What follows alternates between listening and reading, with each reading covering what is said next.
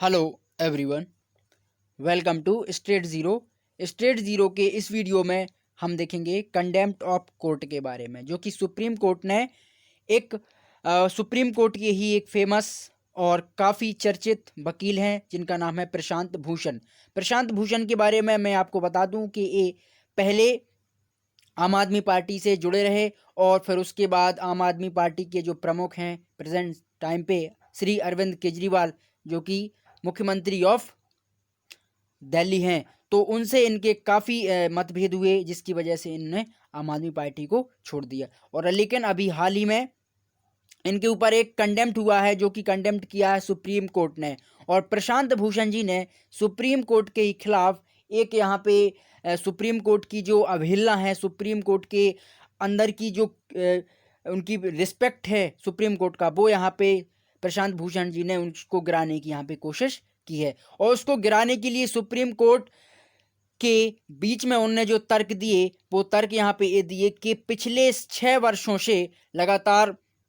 Back to back जो democracy destroy हो रही है, मैं यहाँ पे देख रहा हूँ। और उन्होंने अपने ट्वीट में कहा कि मुझको ऐसा प्रतीत हो रहा है कि एक मौन, एक साइलेंटली जो एक इमरजेंसी लगी हुई है, वो पूरे भारत में लगी हुई है। और सुप्रीम कोर्ट तक भी इस पर यहाँ पे मौन है और सुप्रीम कोर्ट उस पर स्टैंड नहीं ले रहा, ऐसा आरोप लगाया है प्रशांत भूषण जी ने। और प्रशांत भूषण जी ने ये भी कहा है कि सुप्रीम कोर्ट धर्म के आगे और जो मेजॉरिटी है इंडिया में, उसके आगे यहाँ पे कमज़ोर होता दिख रहा है, कमज़ोर यहाँ पे पड़ता दिख रहा है। जैसा कि उन्होंने 2-4 और रेफरेंस दिए। पहला रेफरेंस तो उन्होंने राम मंदिर का यहाँ पे दिया कि जैसा कि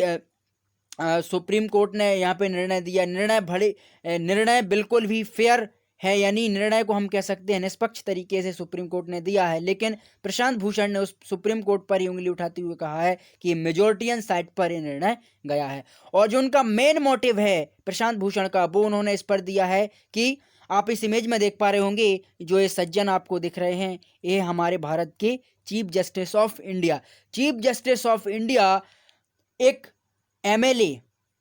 एक मंत्री हैं बीजेपी के, उनकी गाड़ी, जो गाड़ी की कीमत है वो है 50 लाख रुपए। इस 50 लाख रुपए की गाड़ी पे घूम रहे हैं खुली सड़क में। और जो chief justice of India Bobde साहब हैं, शरद अरविंद बोबड़े, बोबड़े साहब ना तो मास्क लगाए हुए हैं, ना ही हेलमेट लगाए हुए हैं, और इस तरीके से सड़कों पर घूम रहे हैं। इसी पर कंडेम्प्ट करते हुए प्रशांत भूषण ने 2-3 ट्वीट और किए। और उन ट्वीटों में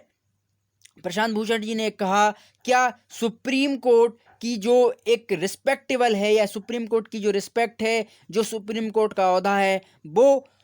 भारतीय जो पॉलिटिक्स है, इंडियन जो राजनीति है, उसके सामने यहाँ पे बौना पड़ता हुआ दिखाई दे रहा है। जिसकी वजह से मैं सुप्रीम कोर्ट के ऊपर एक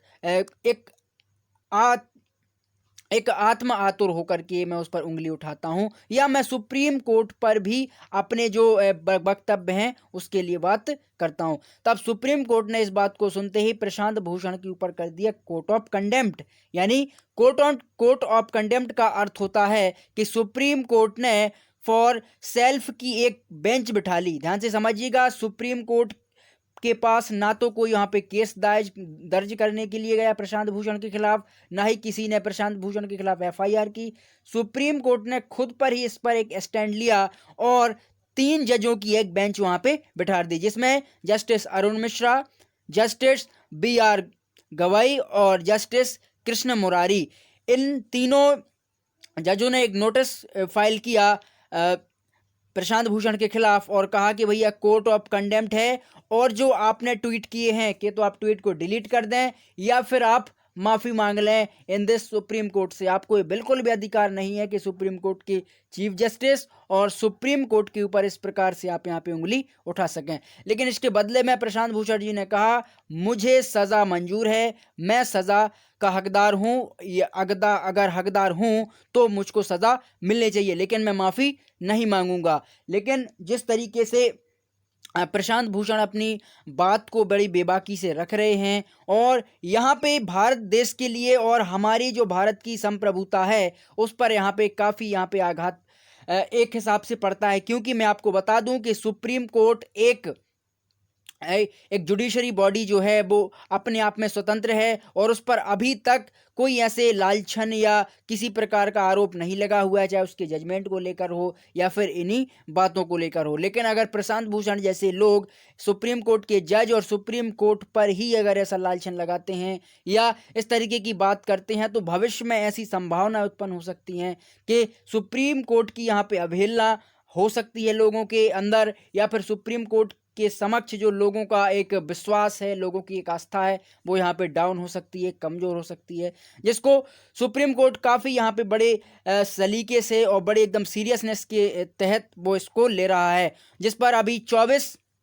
तारीख को यानी 24 अगस्त को इस पर सुनवाई होगी और प्रशांत भूषण के खिलाफ जो भी यहाँ पे सज़ा मुकर्रर होगी वो यहाँ पे सुप्रीम कोर्ट देगा। लेकिन इसी बीच में अगर प्रशांत भूषण सुप्रीम कोर्ट से यहाँ पे माफ़ी मांग लेते हैं तो उनके लिए काफ़ी अच्छा होगा और सुप्रीम कोर्ट की जो संप्रभुता है वो भी यहाँ पे बरकरार रहेगी। लेकिन अगर प्रशांत भूषण अपनी जगह सही है तो फिर उसमें डिसाइड होगा कि किस तरीके से उसकी जो प्रोसेस है वो आगे हो और सुप्रीम कोर्ट अपना कौन सा स्टैंड वहाँ पे ले सके। मैं आपको बता दूं प्रशांत भूषण का एक और भी उनने कुछ समय पहले यहाँ पे ट्वीट किया था, जब श्री रंजन गोगोई जी जो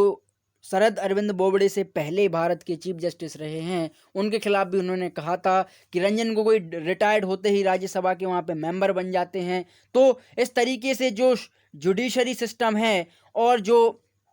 विधायिका है वो किस तरीके से आपस में यहाँ पे कोलैबोरेट हो रही है, आपस में यहाँ से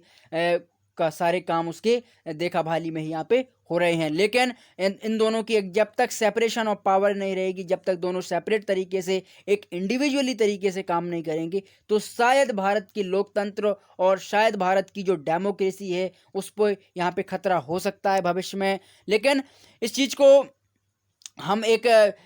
पॉइंट ऑफ व्यू से लेते हैं, एक कोई, लेकिन इसका कोई प्रूफ नहीं है। लेकिन अगर सुप्रीम कोर्ट के जजमेंट में प्रशांत भूषण के खिलाफ कोई नई चीज़ निकल के आती है तो मैं उसके बारे में आपको ज़रूर बताऊंगा और हम सबकी इस पर निगाहें जरूर रहेंगी कि सुप्रीम कोर्ट के ऊपर अगर कोई ऐसे स्टैंड लेता है, कोई व्यक्ति या कोई पर्सन जो सुप्रीम कोर्ट पर ही उंगली उठाता है, तो उसके खिलाफ सुप्रीम कोर्ट किस तरीके से जजमेंट देगा और अपना बचाव वो कैसे करेंगे। तो आशा करता हूँ आप इसे ज़रूर समझे होंगे और अगर आप इस वीडियो को पहली बार वॉच कर रहे हैं तो चैनल को ज़रूर सब्सक्राइब करें, फ्रेंडों के साथ भी आप शेयर कर सकते हो। Thank you.